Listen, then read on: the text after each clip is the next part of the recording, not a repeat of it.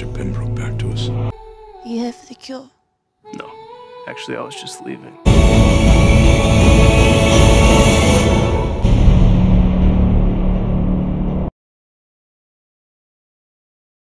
Di awal film, kita diperlihatkan seorang pria paruh baya bernama Morris yang terlihat lagi lembur di kantor sendirian. Namun tiba-tiba dadanya terasa sakit dan saat ia hendak minum, malangnya ia mengalami serangan jantung hingga tak sadarkan diri.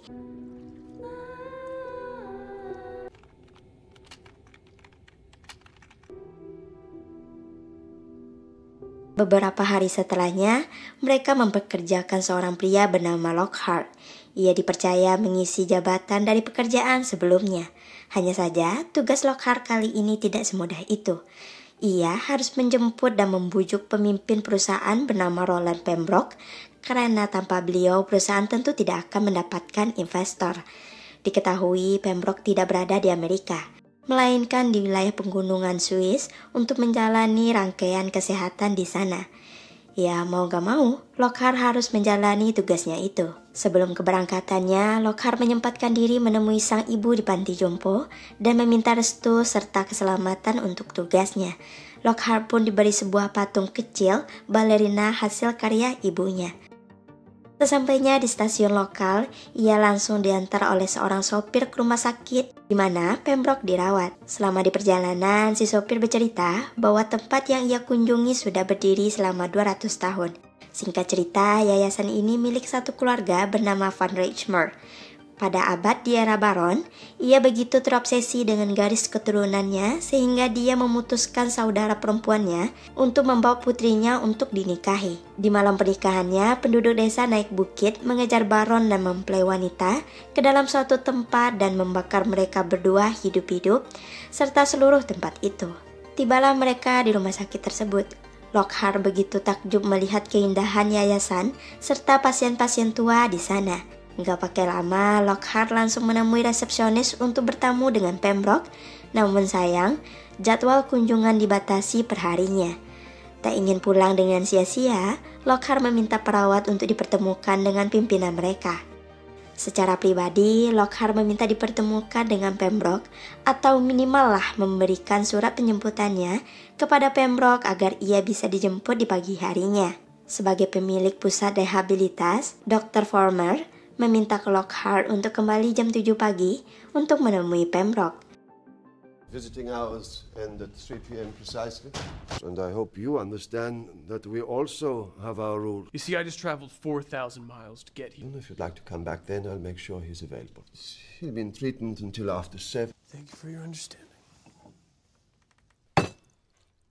Ketika keluar, Lockhart berusaha mencari sinyal hingga ke halaman rumah sakit. Namun tiba-tiba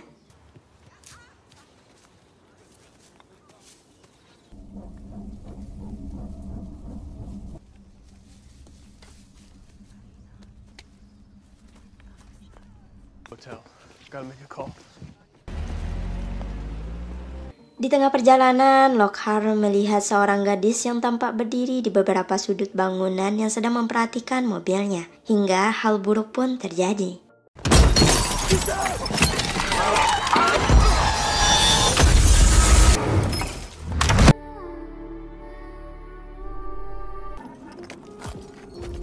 Ketika siuman, Lockhart berada di pusat rehabilitas Dr. Former.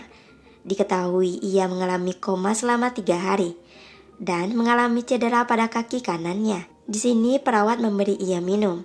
Dr. Former mengatakan untuk banyak minum air putih karena mereka sekarang berada di pegunungan, jadi akan gampang dehidrasi. Beliau juga menambahkan jika ia telah menelepon pihak kantor di mana Lockhart bekerja dan telah memberi izin untuk beberapa hari sampai Lockhart benar-benar pulih. Ketika Lockhart berjalan ke arah jendela, ia sekilas memperhatikan seorang pria menutup sebuah lubang yang sempat ia lihat sebelumnya. Di tengah itu, Lockhart mendapati ulat kecil pada gelasnya.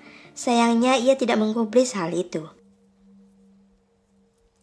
Tak ingin berdiam diri di kamar, Lockhart pun menyusuri setiap ruangan untuk mencari di mana keberadaan Pembroke. Untungnya ia bertemu salah satu perawat. Lockhart mengaku sebagai Pembroke dan tersesat mencari kamarnya.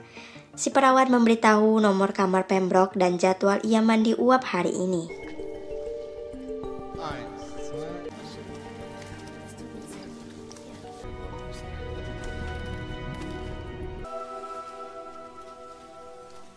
Tak pakai lama, Lockhart pun masuk ke ruangan pemandian.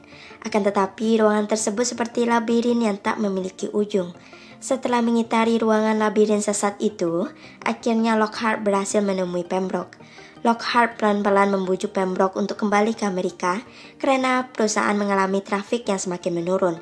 Mereka butuh Pembroke untuk menangani masalah tersebut. Namun sayang, Pembroke memilih untuk menghabiskan masa tuanya di sini dan tak akan kembali ke Amerika karena ia merasa apapun yang terjadi pada perusahaan bukan urusannya lagi. Mendengar hal itu, Lockhart berniat untuk pulang, meminta tolong perawat memesankan taksi untuknya. Tapi sebelum itu, sekilas ia melihat seorang gadis sendirian di tepi kolam. Lockhart pun berkenalan, diketahui gadis tersebut bernama Hannah. Ia pasien termuda sekaligus pasien khusus yang masih dalam tahap penyembuhan. Dr. Farmer mengatakan kalau Hannah akan dijemput oleh orang tuanya apabila ia sudah benar-benar sembuh.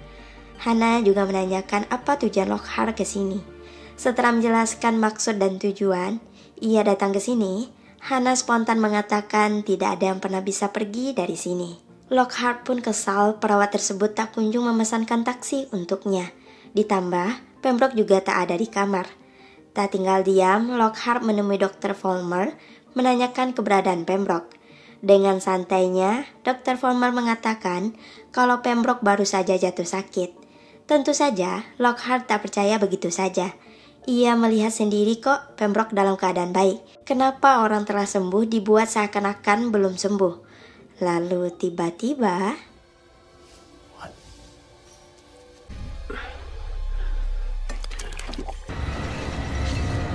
Saat diperiksa, Lockhart disarankan banyak-banyak minum air putih. Dari hasil dokumen kesehatan milik Lockhart menunjukkan kondisinya semakin memburuk semenjak kecelakaan itu. Oleh karena itulah, Dr. Farmer menawarkan terapi penyembuhan untuknya yang dilakukan malam ini. Dengan berat hati, Lockhart menerima tawaran tersebut. Ketika Dr. Farmer lengah, Lockhart buru-buru mengambil berkas milik Pembroke dan menyimpannya di belakang baju. Sebagai pengalihan biar tak dicurigai, ia menanyakan kalung yang ia pegang. Von Rickmer. The Baroness, actually. The Baron was obsessed with finding a cure. He sacrificed everything. Like a sister. Malam itu Lockhart diminta untuk tes urin terlebih dahulu. Di sini Lockhart menyadari bahwa bukan dirinya saja yang melakukan tes tersebut. Setelah itu, ia lanjut melakukan terapi penyembuhan di dalam tangki air selama 30 menit. Ia dipantau satu perawat di sana, namun yang terjadi...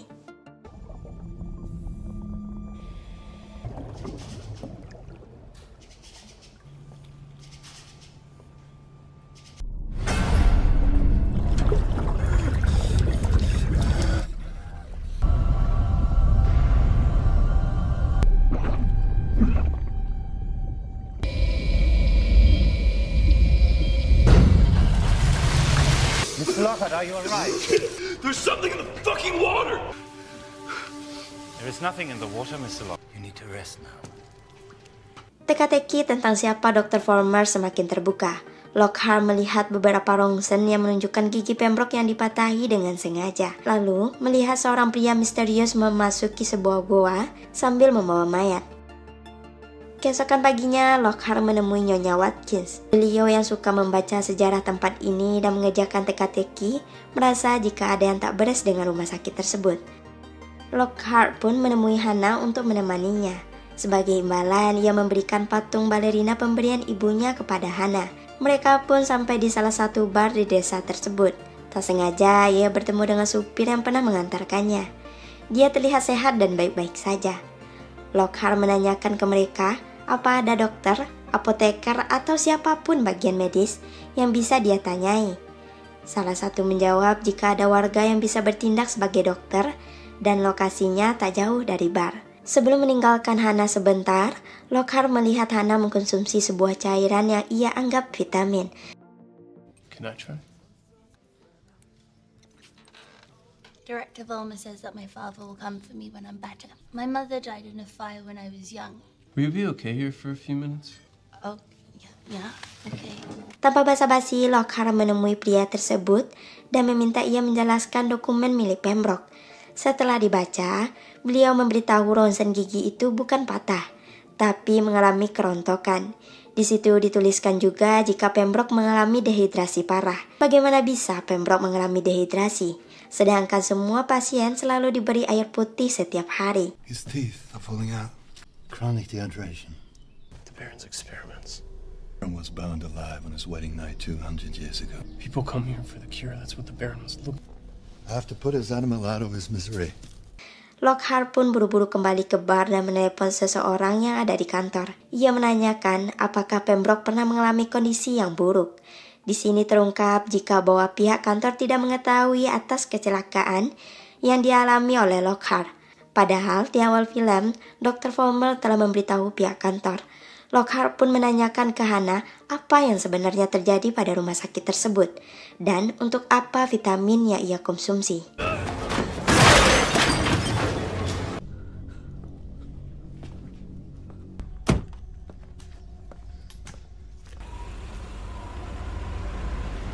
Malam itu, Lockhart merasa ada yang mengganjal di dalam mulutnya.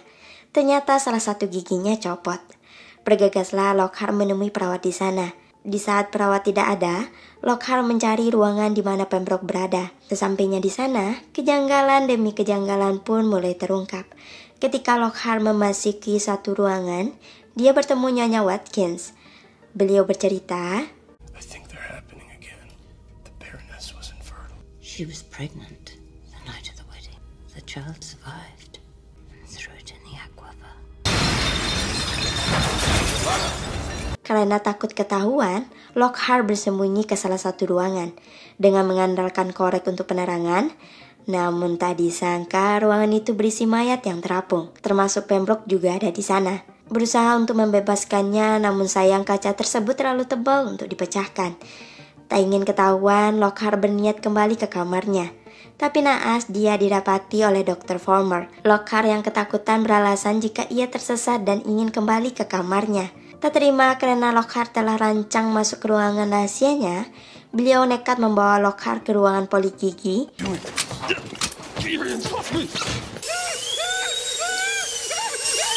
Tak berapa lama, si supir yang baru saja menurunkan penumpang, kemudian Lockhart nekat masuk ke mobil dan melarikan diri.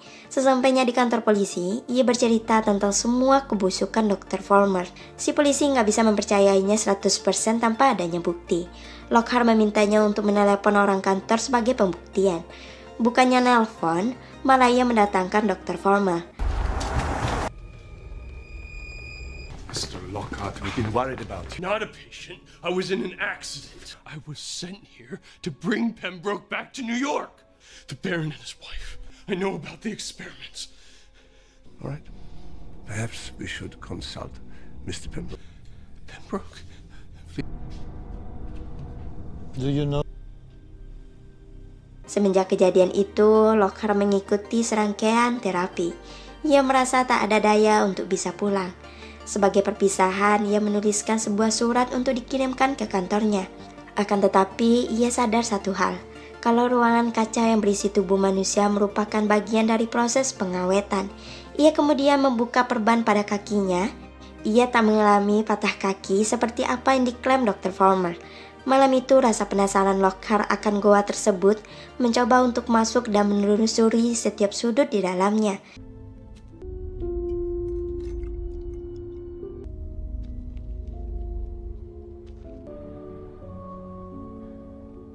Sebuah lukisan wanita yang begitu mirip dengan Hannah. Dan lebih mengejutkannya lagi, setiap mayat yang dia masukkan ke goa ternyata dibuang ke danau ini.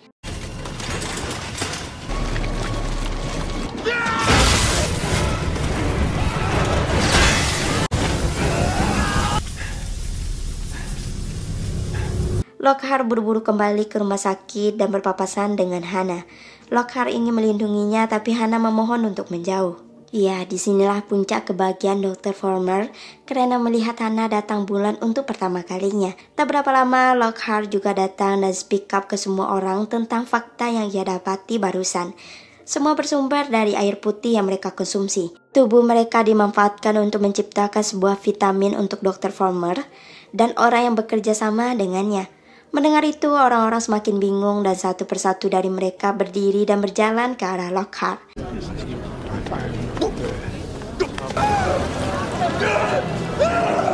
Lockhart langsung dibawa ke ruangan transfusion Flugel. Tepat di sebelahnya, ia melihat Pembroke tidak lagi sadar siapa dirinya. Dengan kejamnya, Dr. Former memasangkan selang ke mulut Lockhart. He managed to distill the water.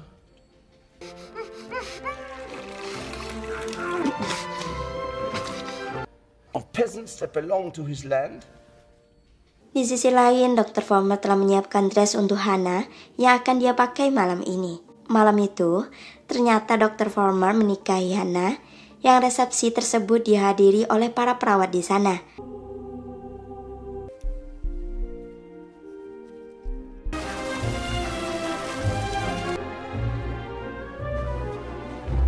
Dan lebih parahnya lagi, beliau ngajak Hannah malam pertama. Makin bingung si Hannah ini. Di lain tempat, Lockhart menyadari akan satu hal, kisah Baron dan istrinya. Apa yang dikatakan Nyonya Waskin jika janin dikeluarkan warga dari perut ibunya tergambar jelas di sebuah buku. Lockhart kemudian mengambil sebuah foto di kantor milik Dr. Former. Di sudut foto itu, ada seorang pria terbungkus perban sedang menggandeng seseorang. Wah, benar saja. Jika yang ia gandeng adalah Hannah. Ya, Hannah adalah putri kandung Dr. Former yang janin dikeluarkan oleh warga. Kisah Baron selama ini adalah kisahnya Dr. Former. Lockhart pun berburu ke gua untuk menyelamatkan Hannah dan mengatakan di depan Hannah jika Dr. Former adalah ayah kandungnya. Kemudian beliau membuka wajah aslinya yang terbakar. Karena sebelumnya Lockhart telah menumpahkan bensin, ia tidak segan-segan membakar Dr. Former hidup-hidup. Ketika Lockhart hendak menyelamatkan Hannah, dia dihalangi Dr. Former. Lalu yang terjadi?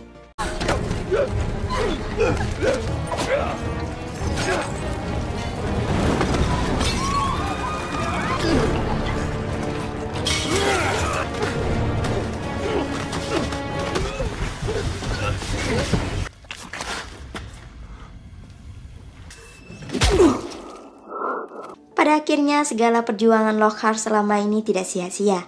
Walau tak berhasil membawa Pembroke pulang, setidaknya ia berhasil membawa dirinya dan Hannah keluar dari yayasan tersebut. Di tengah perjalanan, Lockhart ditabrak oleh mobil yang ternyata rekan kerjanya dari Amerika datang menjemput Lockhart dan Pembroke.